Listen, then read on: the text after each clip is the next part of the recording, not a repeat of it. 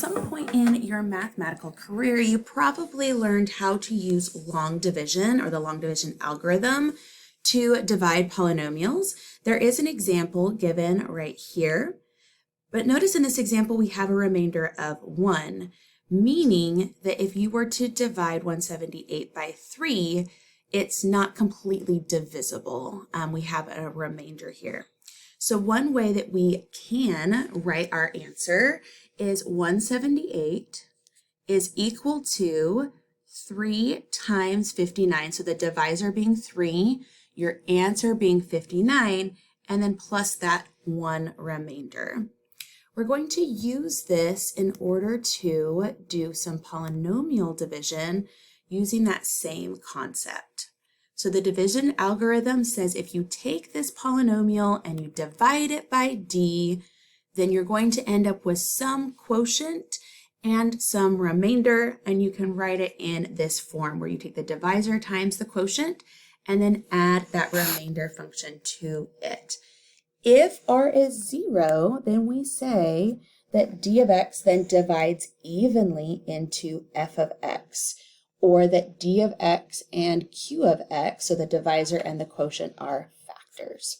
All right, let's look at this example, and I'm going to show you how to use long division in order to divide. So I have x plus 1. I'm going to divide that into 5x squared plus 3x minus 2.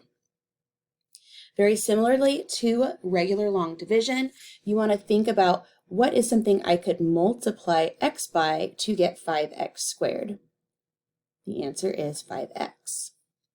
You then multiply 5x by both terms here and stack them underneath the original function. So 5 times 5x gives me 5x squared.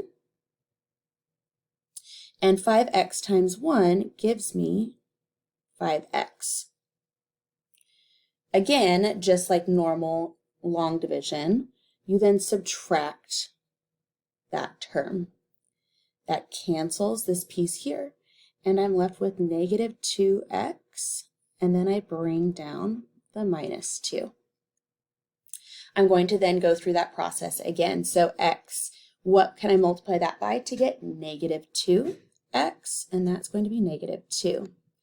So then I multiply negative 2 times x, negative 2 times 1, and then I need to subtract that second term. When I subtract negatives, they become positives, and we end up getting a remainder of 0. So let's now write this in our function form. Let's think about what that means. What that means is 5x squared plus 3x minus 2 is equal to, our divisor was 1x plus 1, and our quotient was 5x minus 2, and our remainder was 0. Or if you were to try to factor this using normal factoring methods like we did with quadratics before, you would get that the two factors are x plus 1 times 5x minus 2, because when I did the division, I got a remainder of 0. Let's look at another example.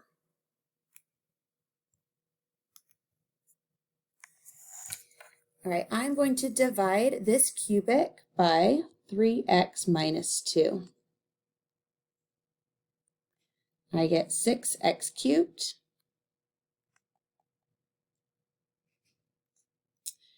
plus 11x squared minus 31x plus 15.